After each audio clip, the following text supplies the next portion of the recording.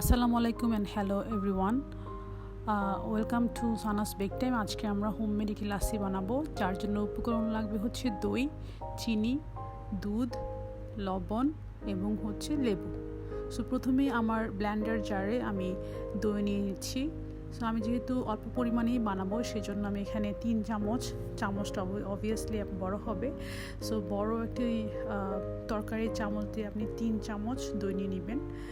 তার মধ্যে দুধ ঢেলে নেবেন হাফ কাপ। আপনি চাইলে বেশিও নিতে পারেন। আর অন্যদিকে দইটা টক দইও হতে পারে, আবার মিষ্টি দইও হতে পারে। আমি আজকে মিষ্টি দই ব্যবহার করছি। তারপর আমি চিনি নিয়ে নিব পরিমাণ মতো, এবং এখন আমি লেবুটা এখানে দিয়ে দিব, লেবু চিপে। সো আমি এখানে 2 কিউব দিচ্ছি। আপনারা চাইলে কম বেশি দিতে পারবেন, কোনো সমস্যা নেই। তো সবার শেষে অল্প পরিমাণ লবণ দিয়ে আমি এটা ব্লেন্ড করে নিব। সো মোট কথা হলো, আমার যে 5টা ইনগ্রিডিয়েন্টস ছিল সবগুলো একসাথে আমি জারে দিয়ে ব্লেন্ড করে নিব। এই তো হয়ে গেল আমার আজকে লাচ্ছি, হোমমেড লাচ্ছি। সো এখন আমি এটা পরিবেশন করব। সো পরিবেশন করার জন্য আপনি যে কোনো ধরনের কাপে আসলে পরিবেশন করতে পারেন, যে কোনো ধরনের গ্লাসে পরিবেশন করতে পারেন। সো আমি এখানে সুন্দর একটি ছোট্ট গ্লাস নিয়ে নিলাম। সো এখানে পরিবেশন করার পর আমি একটি লেবু দিয়ে ডেকোরেট করলাম। আপনারা চাইলে করতে পারেন, নাও করতে পারেন, এটা আপনাদের ইচ্ছা।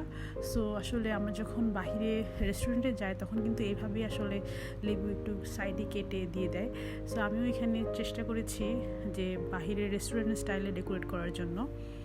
সো আজকে ইফতারে একটি ছোট আয়োজন ছিল, সেটা হচ্ছে এই হোমমেড লাসি। সো সবার লাস্টে আমি এখানে বরফের কিউব দিচ্ছি 2টা।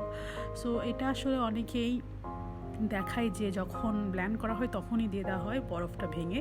সো আমি দিচ্ছি না, কারণ আমার বাসায় বাচ্চারা যেহেতু খাবে সেজন্য ওদের জন্য আলাদা করে আমি এখানে বরফের কিউব ব্যবহার করছি। আপনারা চাইলে ওখানে ব্লেন্ডারও দিতে পারেন, ওটা আরও বেশি ভালো হয়, বেশি ঠান্ডা হবে। বাট এখানে আমি বাচ্চাদের কথা চিন্তা করে আমি আলাদা করে দিয়েছি। সো আশা করি সবার ভিডিওটি পছন্দ হয়েছে।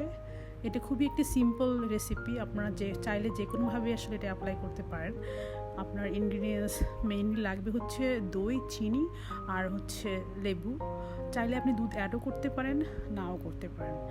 সো সবার শেষে আমি আবারও একটু আমার এই জারে একটু লাসি ঢেলে নিলাম, যেহেতু একটু ফাঁকা ছিল সেই জন্য। সো আশা করি আপনাদের ভিডিওটি পছন্দ হয়েছে। সো অবশ্যই বাসায় এই ছোট্ট রেসিপিটি ট্রাই করবেন, এবং পরন্ত বিকেলবেলা এই রোদেলা দিনে আপনি এটা যে কোনো সময় আসলে ট্রাই করতে পারেন। তো সবাই ভালো থাকবেন, সুস্থ থাকবেন, এবং আমার এই ছোট্ট চ্যানেলটিতে লাইক দিবেন এবং সাবস্ক্রাইব করে আমাদের পাশেই থাকবেন। সবাইকে ধন্যবাদ। আসসালামু আলাইকুম।